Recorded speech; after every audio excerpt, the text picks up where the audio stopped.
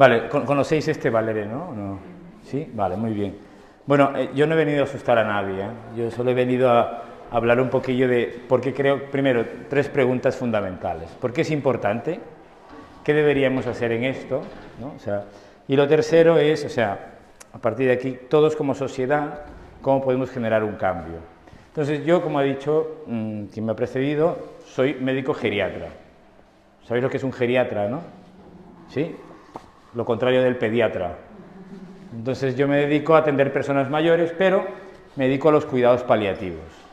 O sea, veo personas desde los 16, 17 años, ya se consideran adultos sanitarios, hasta pues 108, 109 años, que es la última paciente que he tenido, ¿no? Entonces, pues que veo gente joven también con enfermedades, algunos degenerativas cuando son jóvenes, y algunos con situaciones oncológicas. Y a mí todo eso a mí me ha enseñado a ver la vida de otra manera, ¿no? Entonces, esto para mí es fundamental. Entonces, porque nosotros siempre decimos, cuando diseñamos el Valere, decíamos, esto sería importante que lo conozcan los padres, ¿no? ¿Y por qué? Porque todos los padres queremos que preparar a nuestros hijos para el futuro. ¿Y qué queremos de nuestros hijos? Pues que sean super cracks, ¿no? Que sean super profesionales, que tengan una vida pues independiente, pero el futuro también es que nosotros vamos a envejecer o que algo nos va a pasar. Este también es su futuro. Y con esto quiero decir que yo veo mucha gente también que a veces se sienta y dice, pero ¿cómo quieren que cuide a mi madre? Nadie piensa en mí. O sea, alguien de 50 años, por ejemplo, ¿no? ¿No ven que yo también estoy pasando por una depresión? Y yo digo, pues sí, ¿no? Entonces, porque ese es el futuro, su presente actual, que probablemente toda esta formación no se recibió en su momento. Bueno, el tema es fundamental. Entonces, ¿quiénes son de quinto de primaria aquí? Todos son de sexto, ¿no? Perfecto, vale, pues en quinto de primaria, si no hubo la oportunidad, se trabajó el tema del dolor, ¿vale?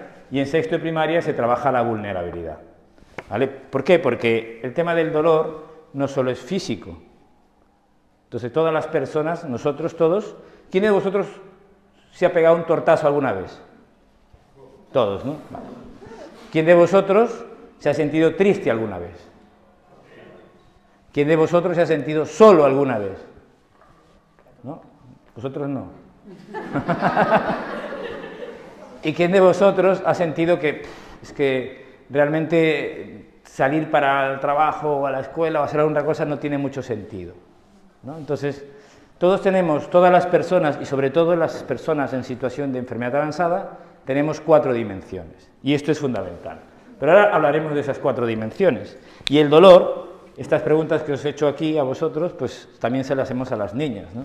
Para que entiendan que cuando una compañera tiene dolor, no necesariamente es físico, sino que puede tener un dolor emocional o encontrarse sola.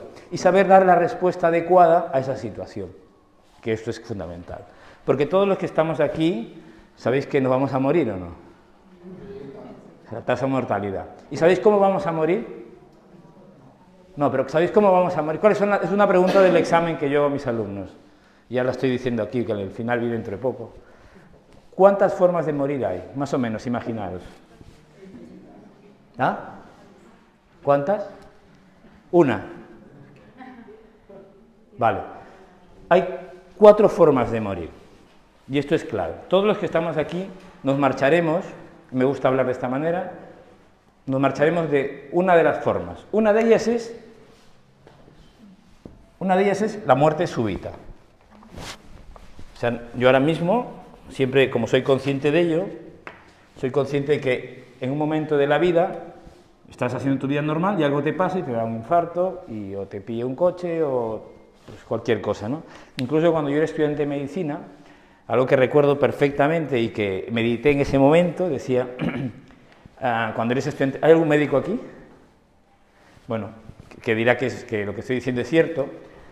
Cuando rotas por lo que es el tanatorio, el tanatorio no, la morgue, vas cada día a hacer prácticas, como cuando vas a hacer cardiología, cuando vas a hacer neumología, rotas por donde estás. Y cada día te encuentras con alguien nuevo. Es impresionante, ¿no? O sea, yo decía, porque por la mañana estás en el hospital, por la tarde vas, o sea, haciendo clases, en esos años estás haciendo clases y por la mañana vas a la morgue y luego vas a hacer clases a la universidad. Después de la clase de la universidad te vas a casa sobre las 8 de la tarde, Llegas a casa y al día siguiente vuelves a la morgue y te encuentras uno nuevo.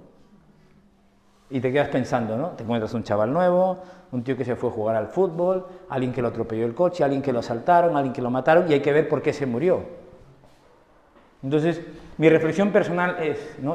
Fue en ese momento, dice, claro, cada vez que me voy a mi casa alguien se está muriendo. Tal cual, y no soy consciente de ello, ¿no? Entonces, y me lo iba a encontrar. Me impactaba cuando encontraba, pues, algún niño, ¿no? Que, ostras, digo, no le toca, o un tío que le da un infarto. Cuando había alguien mayor que se había muerto en la calle, bueno, había que hacer una autopsia para ver qué era. Pero bueno, la muerte súbita, esa es una de las formas. Por lo tanto, todo eso te ayuda y te enseña a saber que dices, mira, ¿qué pasaría si esto me sucediera? Entonces, esto es fundamental. La otra forma es la muerte por cáncer. La muerte por cáncer es muy parecida al cáncer avanzado, ¿no? O sea, no hablo del cáncer que tiene un tratamiento, es el que se cura, sino el cáncer que ya no se cura y que va con una situación así y que cambia rápidamente. Y entonces, y que todo el mundo dice en la calle, oye, pero es que ese 2 días le hemos visto y estaba bien, ¿no? ¿Qué ha pasado aquí? Entonces no lo esperábamos, ¿no? Y aquí es fundamental ser conscientes de que, muy parecido a la muerte súbita, cambia rápidamente. Y depende también del tipo de cáncer. La otra forma de morir es por insuficiencia orgánica. ¿Sabéis a qué edad empieza el envejecimiento? A ver. ¿A qué edad empieza el envejecimiento? A los 25. Más o menos. 40. No. Entre los 30 y 33 años. Más o menos. Creo que, bueno, salvo aquí que veo una cara más joven, no sé qué edad tiene usted. 19. Es el único que veo que no está en el grupo. Entonces, cuando pasan los años, obviamente a mí me hace gracia, no me río obviamente, pero me hacen gracia las preguntas. Un día había hace poco una señora de 95 años y que empezó a hacer una arritmia. Y entonces me dicen las 2 hijas, doctor, ¿y esto por qué? Bueno, porque su corazón tiene 95 años. Está fallando el circuito, ¿no? Como cuando las luces, el foco empieza a apagarse. Entonces es la insuficiencia orgánica. Depende del estilo de vida que tengamos, pues el fumador, pues claro, tendrá algún problema pulmonar. No espera llegar a los 60 con un pulmón como el que lo ha fumado. Eso está clarísimo. O al que le gustan los dulces, o al que le gusta la sal. Todo eso, por eso hablamos tanto de dietas saludables. Pues esto funciona de esta manera. Y la otra forma de marchar es cuando ya algunos llegaremos a viejitos, algunos, no sé yo, donde me tocará, pero es fundamental que en esta situación vamos así cada vez a menos y se acaba. Que hablamos de nuestros familiares de 90 y tantos años, no que están bien, sino que están encamados, deteriorados, y se acaba la historia. A partir de aquí dices, oye, ¿cómo me gustaría que me trataran? Porque este será mi futuro. ¿Por qué ha sido importante para mí? Porque yo cuando he visto que la gente, por mi actividad asistencial, cuando está acompañada la familia, no está preparada, las personas. No está preparada también primero el paciente, segundo la familia. Y tercero, cuando hablas de esta situación, a veces los profesionales tampoco. Entonces, a partir de ahí digo, mira, cuando empecé a trabajar en la universidad, en el año 2011, veía que hasta ahí podía llegar. Digo, vale, esto es una realidad. Pero el estudiante de medicina forma parte de la sociedad, pero también es una parte muy pequeña. Y el final de la vida es un tema de todos, porque nos va a tocar a todos, no solo a los médicos. Y lo ideal es que como personas, como sociedad, estemos preparados para saber trabajar en estas diferentes situaciones y hacerlo de la mejor manera.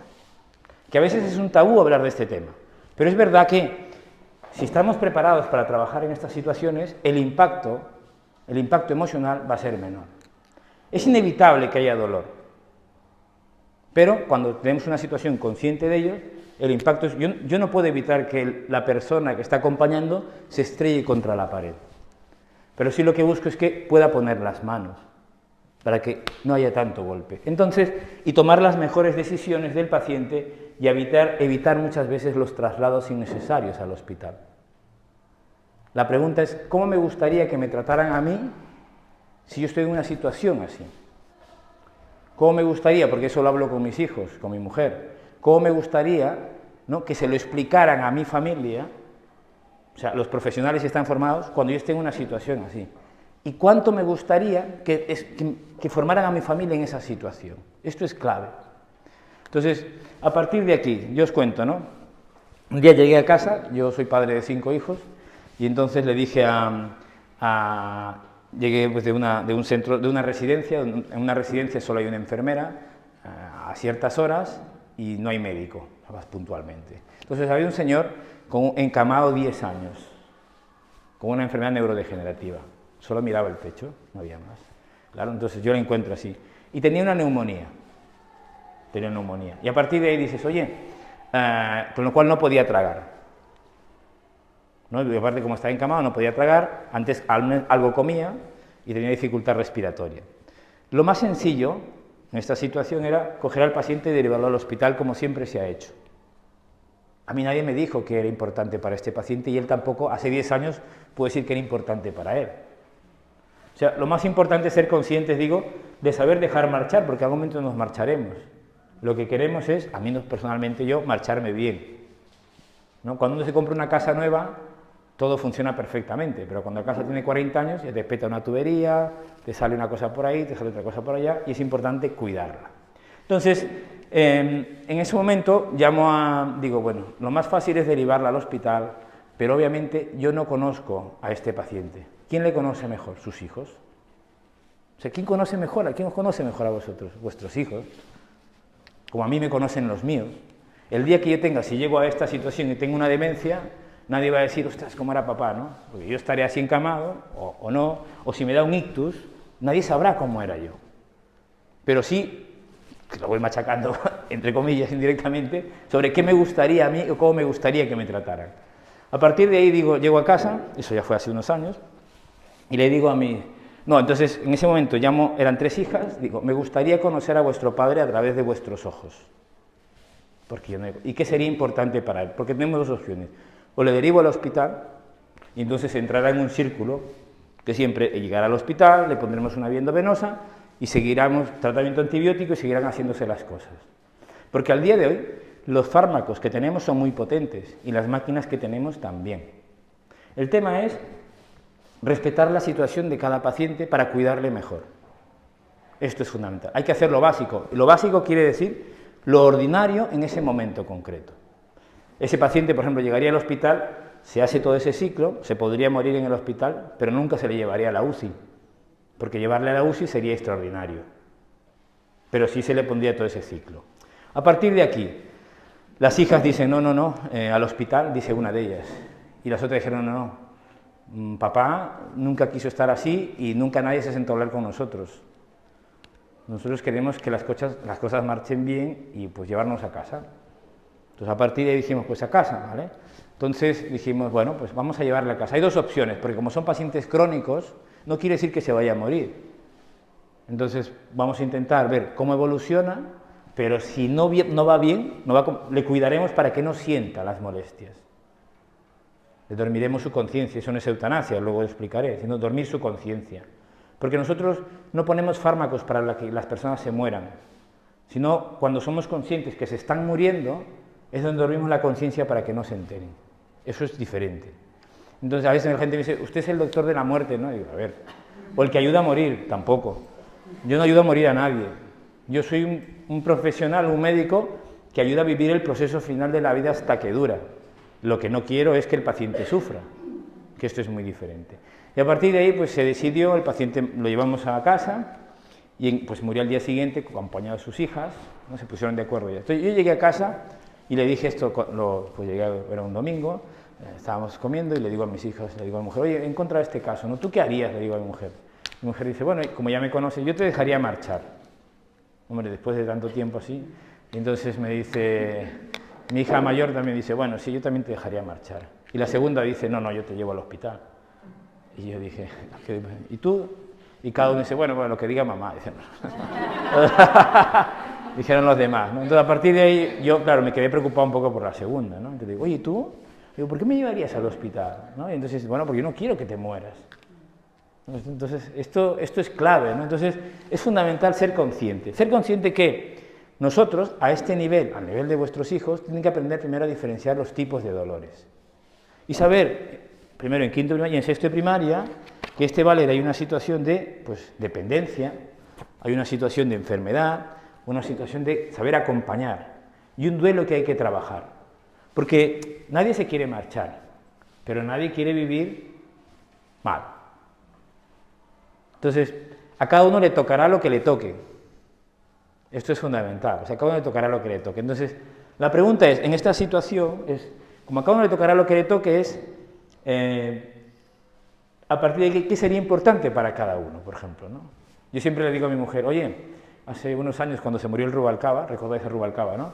Le dio un derrame y pues entró a la UCI y se murió, ¿no? Entonces, le dije a mi mujer, le expliqué, mira, cuando suceden estas cosas, cuando sucede un ictus, el neurocirujano te dice, le operamos y puede quedar con secuelas, o sea, para sacar un derrame, quitan la sangre, pero puede quedar con secuelas. Si no operamos, la probabilidad es alta que se pueda morir. Por lo tanto, uno, haciendo previsión de esa situación, le dije a mi mujer, a mí, el día que me dé un derrame, cuando mi casa empiece a petar, salgan las tuberías, no me hagáis nada, porque de algo me tengo que marchar.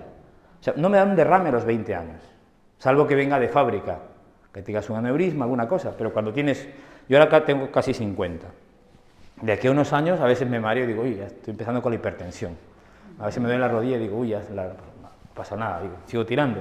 El tema es, cuando tenga 60 o 70, digo, el día que me dé algo, deja que las cosas sigan su curso, o sea, lo tengo clarísimo, le digo, ahora, el tema es que si no me muero, claro, tocará que me cuidéis, pero esa es la solución, porque secuelas tendré. Este es mi punto de vista personal. Por lo tanto, es importante que nosotros seamos capaces de ser conscientes de esta situación. ¿Qué sería importante para ti? ¿Dónde te gustaría estar, por ejemplo, ¿no? ¿Alguno de vosotros ha pensado dónde os gustaría que fuera el final? No. ¿Dónde? ¿En casa? En casa. ¿Y usted No, pero usted es su pareja, ¿no? Ah, no, vale, no es su pareja, vale, en casa. Vale, ¿y lo has hablado con tu marido? Sí. Vale, se lo sabe, ¿no? ¿Y usted? En casa. ¿Y usted? En casa. ¿Quién le gustaría el hospital? Sí. Bueno, ¿por qué, por ejemplo? Hospital rodeado de médicos. Vale. Vale. Y haciendo lo que puedan hasta el final. Vale, claro. Esto es importante porque ahora, ¿qué edad tiene usted? 49. 49, bueno, casi somos del 74. Buena camada, como la mía. Sí, entonces, esto es importante, ¿por qué? Porque depende de la edad que tienes, te lo planteas de una manera.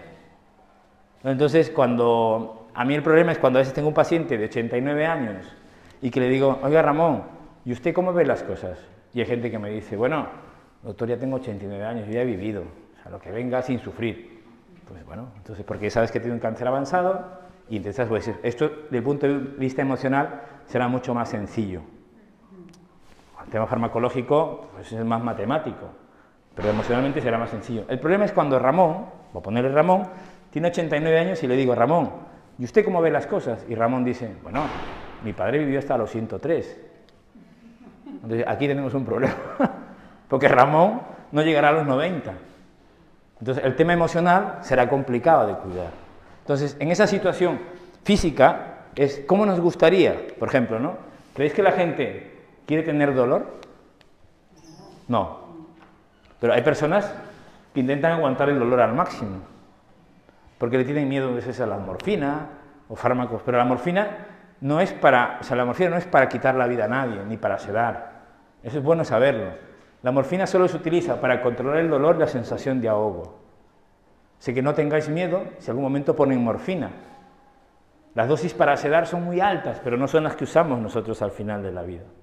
¿De acuerdo? Entonces, pero hay gente como tiene miedo y dice, no le ponga porque se va a cargar a mi padre o a mi madre. Y no es así. ¿Creéis que hay gente que, o sea, obviamente, que se le debería decir todo? A nivel, esto es físico, esto es a nivel emocional. ¿Toda la información? ¿Qué piensas? No, dice, ¿por qué? ¿Por qué? Bueno, depende de cada circunstancia, pero a mí no me gustaría que me dijeran la verdad. Vale. A mí no. No, vale. ¿Y alguien más que no le gustaría que le dijeran la verdad? ¿Y esto lo ha hablado usted con su pareja? Vale, perfecto. ¿Alguien más? Que se lo digan. Vale. Esto es clave. Y esto que estamos hablando aquí es fundamental, que algún momento podamos hablarlo con la persona con la que estamos más cerca. ¿Por qué? Porque en todos casos siempre son con buena intención. O sea, a mí me dicen, doctor, yo la verdad que se lo dije porque pensé que si se lo decía iba a estar preparado. ¿Lo hice mal? Y otro dice, doctor, no se lo dije porque si se lo decía se iba a morir de pena. ¿Hice mal? Claro, las cosas que se hacen desde el corazón, o sea, son pensando en el paciente, en la persona que tú quieres. Nosotros, al menos en mi especialidad, no estamos para juzgar, sino para acompañar.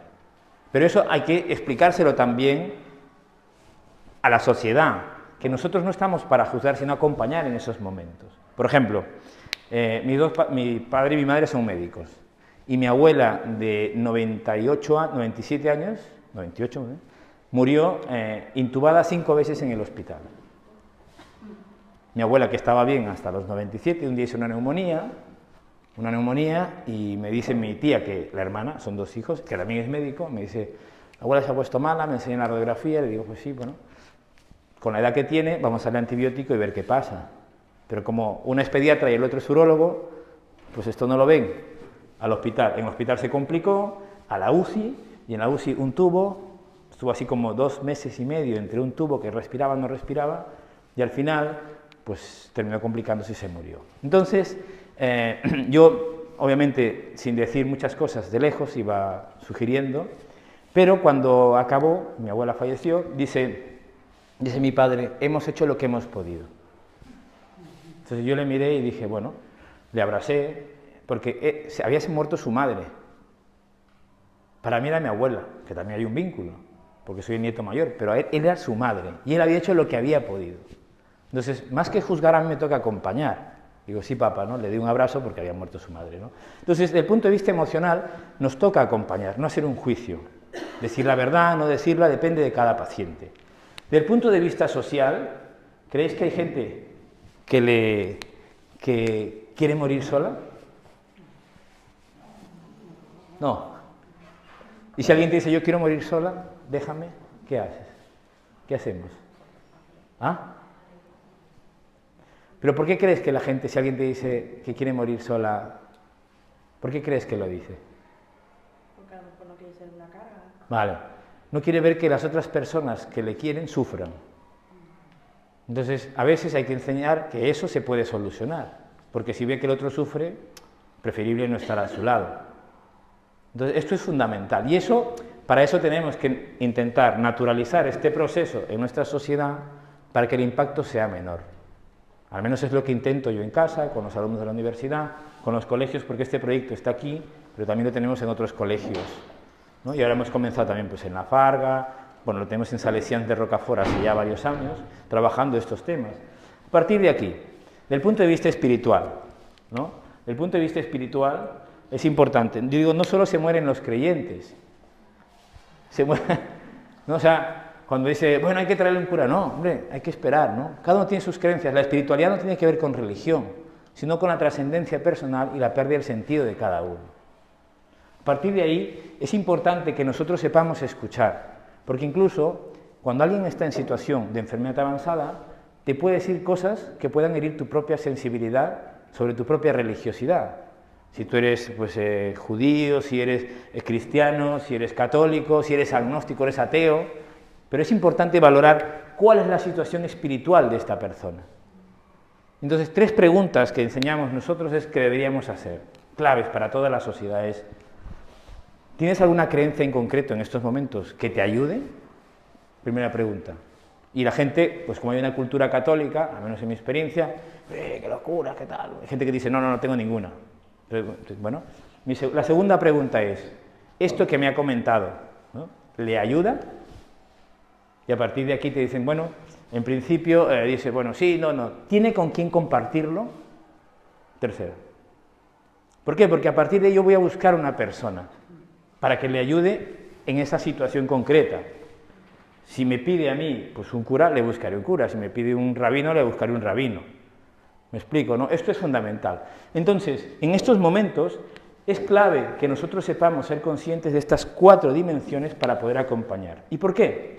Porque somos conscientes de poder ver algo que enseñamos, es mirar a través de los ojos del otro. O sea, no a través de nosotros. Nosotros tenemos que adaptarnos al cuidado que necesita esa persona. Y esto es clave. Cuando tenemos que saber escuchar, cuando vosotros entráis a una tienda, todos entráis a una tienda y compráis algo, tenéis una idea más o menos de qué queréis comprar. Pero cuando no tenéis mucha idea, pero es que quieres comprar un abrigo, te quieres comprar una americana, un pantalón, y sale una vendedora y te dice, ¿le puedo ayudar?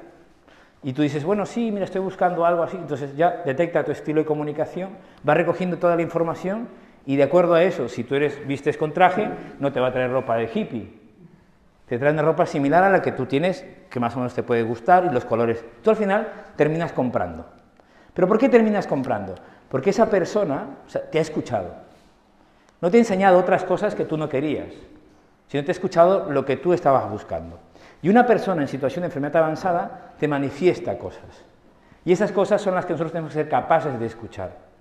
Más que intentar nosotros elaborar el cuidado de la otra persona, es intentar trabajar en base a sus propias necesidades, que es importante para mí. ¿Cuál es su nombre, perdón? Alfonso dice, no, me gustaría estar en el hospital, perfecto. Eso es bueno compartirlo. Entonces dices, mira, ¿por qué? Porque para mí puede ser, por ejemplo, en mi caso, digo, no, pues morir en casa, pero para él es importante el hospital, y para otra persona también. Yo luego se lo volveré a preguntar, y se lo volveré a preguntar varias veces. Entonces, tenemos que diferenciar estas situaciones para poder cuidar mejor.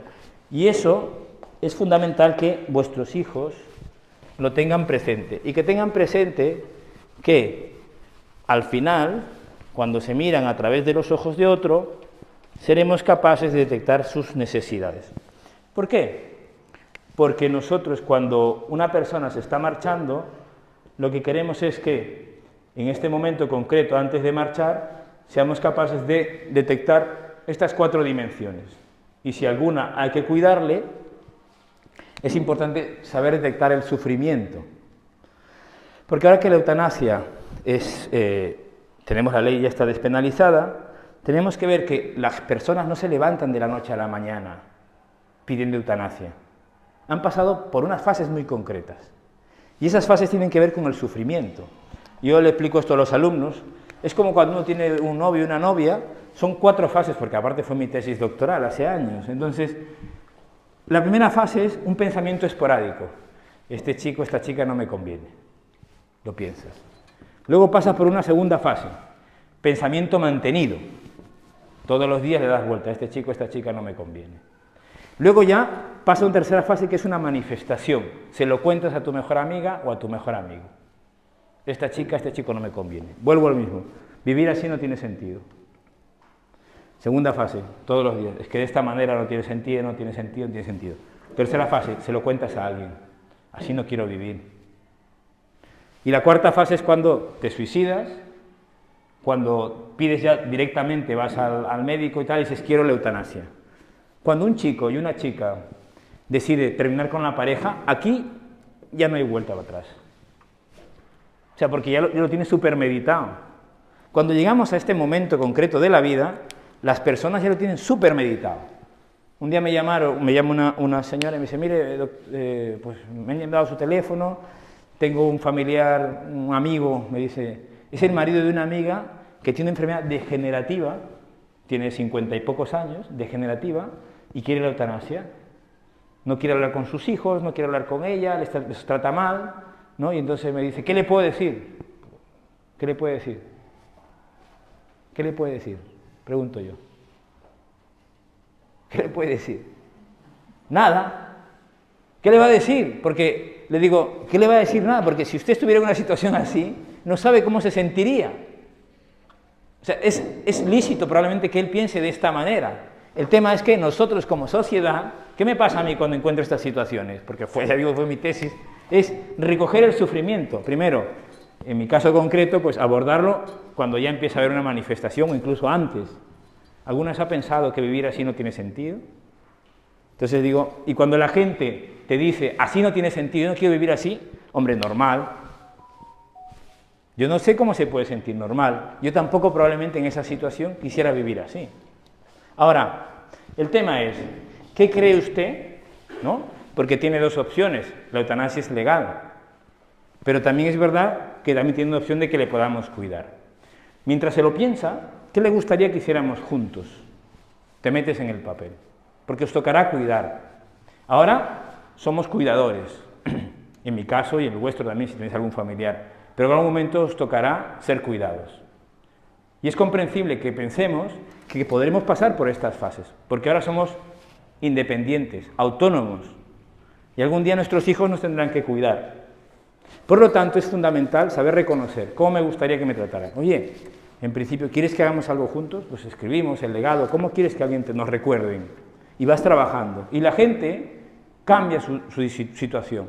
Los cuidados paliativos no es la solución al 100%. Si digo esto, mentiría.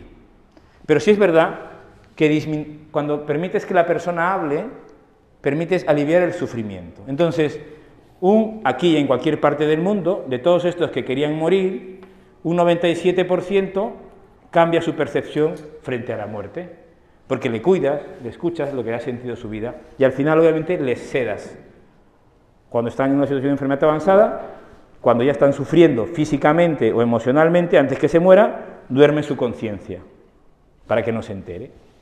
Entonces, obviamente este proceso es muy corto, no porque sea corto, o sea, no es que es corto porque le pones algo, sino que como es corto, le pones algo para que no se entere, que es muy diferente.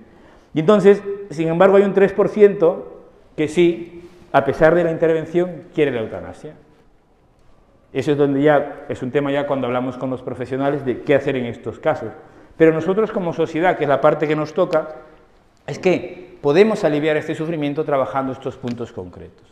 Y para eso tenemos que formarnos desde ahora, como padres, como hijos, sabiendo ver que el dolor pues tiene estas 4 dimensiones y que la parte de la fragilidad, la vulnerabilidad, el duelo es parte natural y es parte de la vida, no es una cosa aparte. ¿De acuerdo? Muy bien, pues es lo que quería compartir con vosotros.